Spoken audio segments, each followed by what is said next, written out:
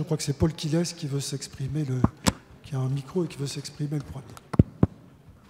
Oui, d'abord, je me félicite de la façon dont les intervenants parlent de cette période, parce que la chose la plus difficile de parler d'un homme que l'on croit bien connaître, qui a fait beaucoup de choses dans sa vie, choses importantes, sans se laisser perturber par ce qui s'est passé ensuite, c'est-à-dire plutôt qu'écrire l'histoire, la réécrire, et réécrire l'histoire d'un homme à partir de ce qu'on sait qui s'est passé ensuite.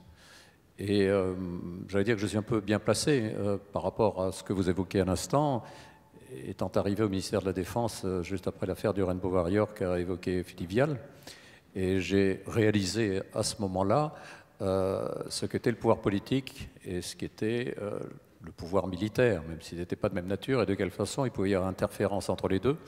Et une erreur du pouvoir militaire, quelque niveau qu'il soit, pouvait avoir des retombées considérables sur le pouvoir politique. Et j'ai vécu à ce moment-là des moments assez extraordinaires, assez exceptionnels avec le recul, qui montraient que le pouvoir civil pouvait vaciller à ce moment-là. Il n'y avait pas eu de putsch, de coup d'État, mais il y avait eu une grave erreur qui pouvait entraîner des conséquences considérables. Donc je les félicite pour la façon dont ils ont abordé le sujet, encore que, s'agissant de l'IDS, on en parle aujourd'hui comme si c'était un sujet comme ça, l'IDS, Initiative de défense stratégique, SDI en anglais, sans se souvenir de quoi il s'agissait. Et moi, étant arrivé en septembre 85, du fait de l'énorme défaut de ma formation scientifique, je me suis penché sur ce que ça signifiait. Et je suis arrivé, avec d'autres, pas tout seul bien entendu, à la conclusion que c'était une absurdité totale et qu'on était en plein discours idéologique, politique, politicien, géopolitique, tout ce que vous voulez, et qui, pour ceux qui ne s'en souviennent pas, qui ne regardaient pas les actualités de TF1 à l'époque à 20h, c'était la guerre des étoiles avec de superbes graphiques, des satellites qui tiraient au laser, qui détruisaient des missiles en vol, et toutes sortes de sottises qui devaient se traduire par le lancement d'un satellite par semaine. On n'était pas sûr que les lasers marcheraient, on n'était pas sûr d'intercepter, mais on a dépensé, les Américains, ont dépensé des dizaines de milliards de dollars pour rien. Et moi, je suis intervenu publiquement par un article dans Le Monde pour dire que c'était absurde.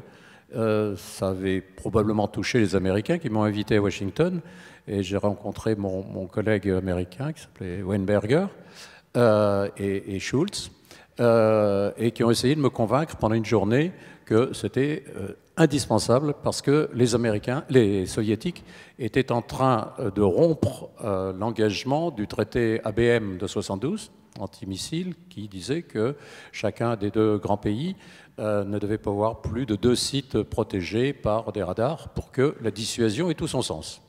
Et donc les Américains essayaient de justifier le fait qu'en mettant un grand bouclier antimissile, bon, vous voyez la stupidité de la chose, puisque ça n'était possible qu'à terme, très longtemps, on n'était pas sûr que ça marcherait, pour protéger les États-Unis, et ce qui faisait dire justement aux Soviétiques, mais si vous vous protégez, c'est donc que vous pouvez attaquer, et c'est contraire au traité ABM. Ça, c'est pour le concept. Mais il est vrai qu'en matière de dissuasion nucléaire, j'ai écouté les intervenants tout à l'heure, je ne rentrerai pas là-dedans, parce que moi je suis totalement opposé au concept de dissuasion, qui est un discours ancien d'un monde qui n'est plus celui d'aujourd'hui. Et ce n'est pas hasard si dans le combat que moi je mène contre la dissuasion, je retrouve Schultz, je retrouve Gorbatchev, je retrouve Kissinger, je retrouve une cinquantaine d'anciens ministres, qui ont une liberté de parole évidemment, d'affaires étrangères, de chefs d'État, qui considèrent qu'il faut aller vers un autre monde qui est un monde sans armes nucléaires. Et à ceux qui disent aujourd'hui, et que j'entends et que je lis, avec toujours ce discours ancien qui tient de la messe en latin, la messe en latin, on peut faire de très beaux chants, c'est merveilleux, encore mieux quand on ne comprend pas le latin, qui répètent que c'est indispensable et qu'on y arrive, qui répètent, pardon, que c'est impossible, impensable et qu'on n'y arrivera jamais. Je rappelle que le sommet de Reykjavik, qui a été évoqué par Frédéric Bozzo en particulier, je crois que c'est en octobre 86, ce sommet de Reykjavik, Gorbatchev a proposé à Reagan, ça surprend, les gens n'imaginent pas que ça peut être possible, que le monde soit débarrassé d'armement nucléaire à l'horizon de 2000, c'est-à-dire très exactement 13 ans plus tard. Donc il y avait des gens, il n'a pas inventé ça, Eric Javik, qui pensaient que c'était possible. Alors, vous disiez que, Frédéric Bozzo, que Reagan tenait à son bouclier, peut-être, il n'a pas tenu longtemps d'ailleurs, mais il y a surtout eu Margaret Thatcher par derrière qui expliquait qu'on ne pouvait pas faire confiance aux soviétiques et que donc il fallait qu'ils gardent leur bouclier antimissile, qui n'existait pas. Et tout cet argent qui a été dépensé en vain, moi je me souviens, quand je suis rentré en France de Washington, la première personne qui m'a demandé un rendez-vous, c'est M. Lagardère, Matra. Et M. Lagardère, très mécontent, m'a dit « Est-ce que vous vous rendez compte, Monsieur le ministre, l'argent que vous nous faites perdre dans les contrats qu'on va perdre ?»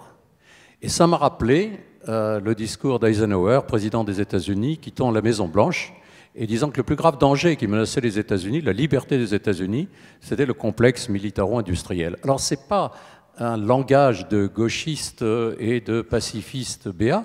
Le lobby militaro-industriel, il a existé, il existe toujours, et c'est lui qui fait prendre des décisions, et plus grave encore, c'est lui qui prépare les concepts fumeux, puisqu'il a changé une trentaine de fois le concept de dissuasion nucléaire. Vous en avez évoqué quelques-uns tout à l'heure, depuis la représailles massive jusqu'à la riposte graduée, en passant par la dissuasion élargie et le prêt stratégique, dont le président Mitterrand ne savait pas très bien ce que c'était, parce que j'ai assisté à une réunion où il demandait à un général ce que c'était le prêt stratégique. Alors, pour pas dans la salle, tout le monde sait ce que c'est que le prêt stratégique, mais le président qui était donc la dissuasion, c'est moi, donc y compris le prêt stratégique, il lui a demandé ce que c'était. Et il a bafouillé, il lui a dit que c'était pas le stratégique, c'était pas le tactique, c'était entre les deux, et qu'on tirerait sur l'Europe centrale, que ça ferait.